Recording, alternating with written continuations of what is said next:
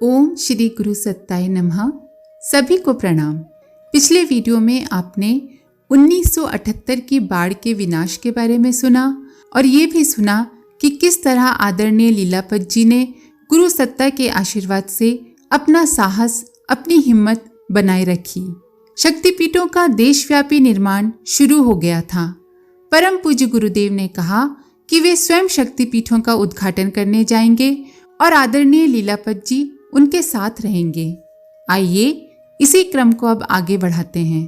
परम पूज्य गुरुदेव को श्यामला शक्तिपीठ का उद्घाटन करने छिपड़ी जाना था। वहीं के कार्यकर्ता बुद्धा भाई भी हमें भीड़ में खड़े दिखाई दिए। हमने बुद्धा भाई को बुलाकर पूछा कि तैयारी कैसी है। वो हमको देखकर रो पड़े। हमने पूछा क्या बात है। उनके साथ 3-4 भाई और थे। उन्होंने बतलाया कि बुद्धा भाई के लड़के का एक्सीडेंट हो गया और अस्पताल में उसका बोल बंद है। डॉक्टरों ने जवाब दे दिया है और कहा है घर ले जाना चाहो तो ले जा सकते हैं। हमने गुरुदेव से कहा कि जहां उद्घाटन करने जाना है वहां के बुद्धा भाई के लड़के की हालत खराब है, वह बच नहीं सकता है। गुरुदेव तुरंत लड़के के पास अस्पताल पहुंचे। अस्पताल के सब डॉक्टर आ गए। गुरुदेव ने लड़के के सिर पर 3 बार हाथ फेरा और उसको आवाज लगाई। वो आंखें खोलकर बोलने लगा। जब डॉक्टरों ने देखा तो उनको बड़ा आश्चर्य हुआ। सब गुरुदेव के चरणों पर गिर पड़े। अध्यात्म की शक्ति बहुत बड़ी है। वहां से श्यामला जी आए। वहां पर हजारों भाई बहनों की भीड़ थी। हमने उस समय की भीड़ देखकर सोचा अब युग निर्माण निश्चित होगा। हम बहुत प्रसन्न थे। हमारे पैर जमीन से ऊंचे उठकर चल रहे थे। गुरुदेव ने हमसे कहा बेटा इस बार तो तू बड़ा खुश मालूम पड़ता है। हमने कहा हाँ गुरुदेव, अब तक तो हमको भ्रम था कि युग निर्माण होगा कि नहीं, पर अब विश्वास हो गया है कि युग निर्माण होगा। गुरुदेव बोले बेटा अब विश्वास कैसे हो गया। हमने कहा जब से गाड़ी में बैठे हैं तब से सारे स्टेशनों पर भारी भीड़ और श्यामला जी में तो हजारों आदमियों की भीड़ है। गुरुदेव हंसने लगे। बोले बेटा इस भारी भीड़ में अगर 1-2 आदमी भी मिल जाएं तो अपने को सौभाग्यशाली मानना। तू ही देख, तू हमको मिल गया तो कितना विस्तार हो गया। भीड़ को दर्शन करने, घूमने और आशीर्वाद लेने से मतलब होता है। इनको हमारे विचारों से कोई मतलब नहीं है। जहाँ भीड़ होती है वहाँ गंदगी फैलती है। भीड़ को देखकर तू मत प्रसन्न हो। भीड़ पर हमारा विश्वास नहीं है। शक्तिपीठों के उद्घाटन में तो तू कार्यकर्ता गोष्ठी लिया कर, उसमें कार्यकर्ता तलाश कर। भीड़ पर ध्यान मत दे। तब से हमारा ध्यान आज तक कार्यकर्ताओं पर ही रहता है। एक बार खोखर कला के प्रज्ञापीठ का उद्घाटन करने गुरुदेव के साथ गए। वह गांव था। आसपास आम के पेड़ लगे थे। वहां गुरुदेव का कार्यक्रम था। उसमें भोपाल शाखा के 300-400 भाई गुरुदेव के दर्शन के लिए आ गए। वहां टेंट नहीं थे। आम के पेड़ों के नीचे ही ठहर गए। गर्मी का मौसम था। प्रज्ञापीठ का उद्घाटन देरी से हुआ। भोपाल शाखा के भाइयों को रात में ठहरना पड़ा। भोजन व्यवस्था वहां पर नहीं थी क्योंकि गांव वालों को ऐसा पता नहीं था कि भोपाल शाखा के भी इतने सारे भाई आ जाएंगे। गुरुदेव ने मुझको बुलाया और एकदम नाराज हो गए कि जब यहाँ पर भोजन की व्यवस्था नहीं थी तो गांव में क्यों लाया। हमने कहा अभी व्यवस्था करते हैं। हमने आकर गांव वालों को इकट्ठा किया। उनसे कहा सबके घरों में आटा है, हर घर से आटा इकट्ठा करके लाओ। एक भाई बोला पंडित जी हमारे यहाँ शादी है, उसके लिए आटा पिसवाया है, घी तेल के पीपे भी हैं, अभी हमारे पास से ले लो, हमारी व्यवस्था बाद में बन जाएगी। वहां से हमने 4 बोरी आटा और तेल के पीपे मंगाए। आटा हम स्वयं ही गूंदने लगे। कढ़ाई थी जिसमें पूड़ी सेकनी थी, उसको हमने धोया। इतने में गांव की बहनें आ गईं। कुछ भाई भी सहयोग करने आ गए। सब भाई बहनों को भोजन कराया। गुरुदेव के पास भोजन करने के बाद सभी भाई गए। उन्होंने कहा गुरुदेव पंडित जी तो पूड़ी बेल रहे हैं। गुरुदेव बोले हाँ बेटा, हमको विश्वास है कि वो सबको भोजन कराने के बाद ही आएगा। रात को 1 बजे हम गुरुदेव के पास पहुंचे।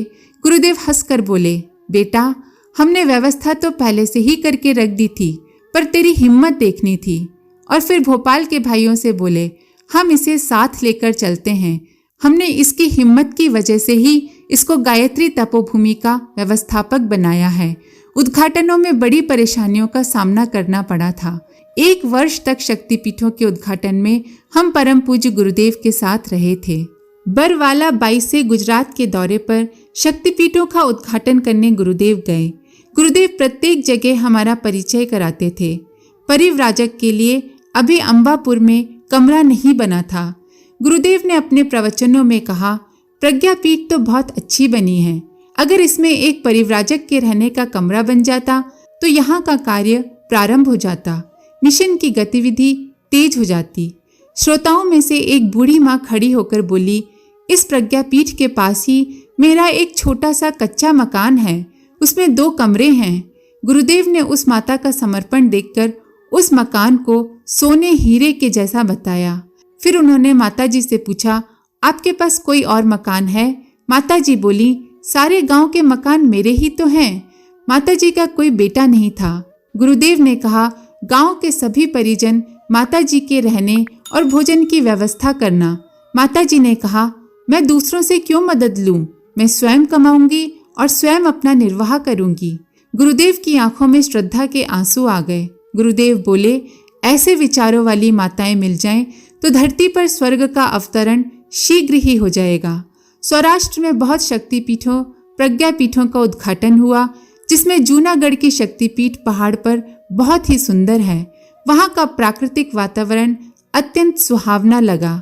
उड़ीसा, बिहार, राजस्थान, मध्य प्रदेश, गुजरात सभी प्रांतों में हम गुरुदेव के साथ शक्तिपीठों, प्रज्ञापीठों के उद्घाटन में गए थे।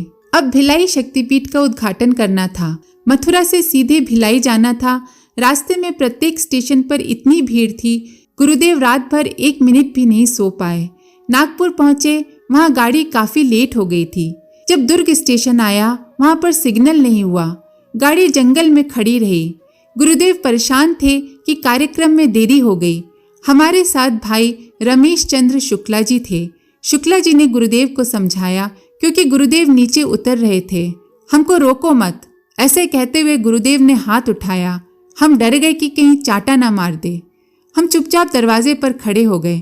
गुरुदेव गाड़ी से उतरकर जंगल में एक बड़ा बरगद का पेड़ था, उसकी जड़ बड़ी बड़ी थी, उस पर बैठ गए। सिग्नल हो गया, गाड़ी ने सीटी दी, गाड़ी चल दी। दुर्ग स्टेशन पर ठहरी। वहां पर हजारों भाई माला लेकर खड़े गायत्री माता के जयकार बोल रहे थे। हमारे साथ 1-2 भाई और थे। सामान उतारकर डिब्बे से उतरे। भीड़ चारों तरफ आ गई।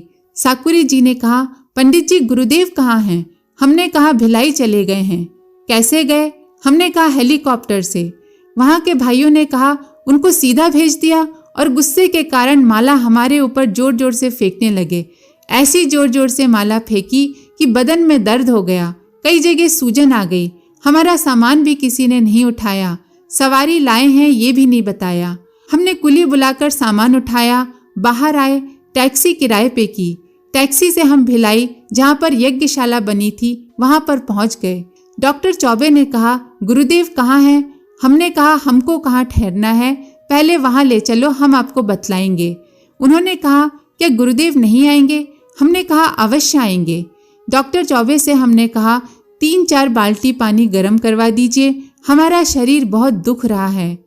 डॉक्टर चौबे बोले, ये सब व्यवस्था हो जाएगी, ये बताइए कि गुरुदेव कहाँ हैं? हमने कहा, दुर्ग स्टेशन से सिग्नल की तरफ चले जाना, वहाँ एक बड़ा बरगद का पेड़ है, उसके नीचे बैठे हैं। वे बोले, ऐसी क्या बात हो गई जो वहाँ पर वे अकेले बैठे हैं और आप उनको छोड़कर चले आए? हमने कहा, ये बात बाद में बताएंगे, पहले आप उनको लेकर आएं। चौबे जी कार लेकर दुर्ग स्टेशन की ओर गए और तलाश किया। गुरुदेव बरगद के पेड़ के नीचे अकेले बैठे थे। चौबे जी ने हमको बतलाया कि उन्होंने गुरुदेव के चरण स्पर्श किए। गुरुदेव बहुत नाराज थे। उन्होंने गुरुदेव से कहा, गुरुदेव कार में बैठिए, भिलाई चलना है। वे लोग दुर्ग राजनांदगांव होते हुए आए। वहां के कार्यकर्ताओं को भी पता चल गया कि गुरुदेव को चौबे जी ला रहे हैं। सब खड़े हो गए। गुरुदेव चौबे जी पर बरस पड़े, तुमने सबको क्यों बतला दिया? चौबे जी चुप रहे। कार में बैठाकर दुर्ग लाए। वहां पर रास्ते में भीड़ खड़ी थी। उस भीड़ पर गुरुदेव ऐसे नाराज हुए कि सारी भीड़ गुस्सा देखकर भाग गई। सब डर गए। वहां से राजनांदगांव आए। वहां भी लोग जयकारे बोल रहे थे। वहां की भीड़ पर भी गुरुदेव गुस्से में बरस पड़े। हमने स्नान किया। शरीर मालाओं की चोट से दुख रहा था। तेल लगवाया। हम और हमारे साथियों ने भोजन किया तथा विश्राम करने कमरों में चले गए। भाइयों ने कहा, पंडित जी, कहीं हमको नींद आ जाए और गुरुदेव आ गए तो नाराज होंगे। हमने कहा, आराम से सो, अभी गुरुदेव 3-4 घंटे नहीं आने वाले। 3-4 घंटे हमने विश्राम किया। बहनों से कहा, चाय बनाकर लाइए। फिर सभी भाइयों ने चाय पी। शाम के 5 बज गए। भाइयों ने कहा, यज्ञशाला चलते हैं, गुरुदेव आने वाले हैं। वहां पर गए। वहां भी भारी भीड़ थी। यज्ञशाला पर शाम को गुरुदेव का प्रवचन भी था। 7 बजे गुरुदेव कार से आए। हमने सब भाइयों से माइक पे कहा, गुरुदेव के दर्शन मंच से ही करना, यहीं से उनके प्रवचन सुनना। कोई उठे नहीं। गुरुदेव को स्टेज पर ले गए। प्रवचन रात को 9 बजे तक समाप्त हुआ। हमने कहा, सारे भाई बहन गुरुदेव से चरण स्पर्श का आग्रह नहीं करें, भावना से ही चरण स्पर्श करें। भावना की शक्ति बड़ी होती है। तो 3-4 भाई खड़े हो गए और कहने लगे, हमें तो स्थूल से ही मतलब है, आप भावना से चरण स्पर्श करो, हमें प्रवचन मत दो। हम चुप हो गए। सारी भीड़ भी उनके साथ यही कहने लगी। आखिर चरण स्पर्श की व्यवस्था करनी पड़ी। रात के 10 बज गए। अधिक समय हो जाने के कारण भोजन से गुरुदेव ने इनकार कर दिया। रात को हम अकेले गुरुदेव के पास थे। जो और भाई हमारे साथ थे वो डर के मारे उनके पास नहीं गए। हम सुबह प्रतिदिन की भांति उनके पास सुबह गए। गर्म पानी की व्यवस्था की। हमने उनको चाय पिलाई। भाई शुक्ला जी हमारे साथ थे। हमने शुक्ला जी से कहा, आज इतनी देर हो गई है और तुम अभी तक भजन ही कर रहे हो। शुक्ला जी बोले, आज गायत्री माता से विशेष प्रार्थना कर रहा हूँ। हमने कहा, क्या प्रार्थना कर रहे हो? वे बोले, हमको कभी भी गुरुजी मत बनाना। वहां पर जितने भी भाई थे सब हंसने लगे। शुक्ला जी को यज्ञ करवाने हमने भेज दिया। गुरुदेव अकेले ही बैठे थे। उनके पास एक भी भाई डर के मारे नहीं आ रहा था। करीब 9 बजे हमने गुरुदेव से कहा, यज्ञशाला चलना है। गुरुदेव तैयार हो गए। हम यज्ञशाला में उनको साथ लेकर पहुंचे। वहां पर गुरुदेव के बैठने का स्थान था। साकुरी जी और उनके साथ जो भाई थे उन्हें गुरुदेव के पास भेजा तो वे सब कहने लगे, पंडित जी, हमने आपके दर्शन कर लिए, बस गुरुदेव के दर्शन हो गए। वे सब गुरुदेव की नाराजगी देख चुके थे और सभी डरे हुए थे। गुरुदेव बोले, क्या बात है, आज हमारे पास कोई नहीं आया। हमने कहा, आपका कल का महाकाल का स्वरूप देखकर सब डर गए हैं।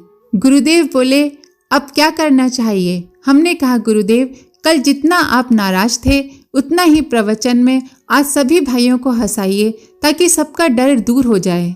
फिर हम गुरुदेव को दुर्ग शक्तिपीठ पर लाए। वहां पर गुरुदेव ने प्रवचन में इतना हंसाया कि हंसते हंसते सबके पेट दुखने लगे। दुर्ग से राजनांदगांव आए। वहां पर भी गुरुदेव ने प्रवचन में सबको खूब हंसाया और प्रत्येक भाई बहन से दुर्ग तथा राजनांदगांव में बात की। घर परिवार, बच्चों की, सबकी बाबत पूछा। वहां से भिलाई आए। दूसरे दिन से उनके पास भारी भीड़ लगने लगी। जहां ठहरे थे वहां तथा यज्ञशाला में सुबह से शाम तक सोने के समय तक अपार भीड़ लगने लगी। गुरुदेव ने हमसे कहा, बेटा, उस दिन हमारे मस्तिष्क में सारे दिन सारी रात जागते जागते गर्मी चढ़ गई थी। तुमसे भी तो हमने कहा था कि तुम इस भीड़ को जो स्टेशन पर है और गाड़ी में चढ़ जाती है उसे रोको। तुमने भी व्यवस्था नहीं की। हमने कहा, गुरुदेव, आपने इतने बच्चे पैदा कर लिए हैं, उनको आप संभाल नहीं सकते हैं। इतना परिवार है, उसको हम कैसे संभालें? तब हमसे हंसते हंसते गुरुदेव बोले, तूने ये बात हमको पहले क्यों नहीं बताई? हम अपना ऑपरेशन करवा लेते। जब उन्होंने ये कहा तो हमको बड़े जोर से हंसी आ गई और गुरुदेव भी हंस पड़े। उनका स्वभाव हमेशा ही हंसने का था। जो भी भाई बहन उनके पास बैठते थे उनको हंसाते रहते थे।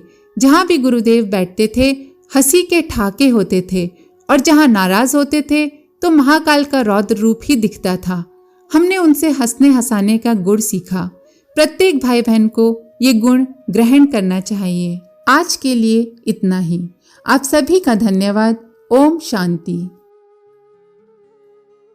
हमारे YouTube चैनल को सब्सक्राइब करें और बेल आइकन को दबाकर ऑल पर क्लिक करें ताकि नोटिफिकेशंस आपको मिलती रहें।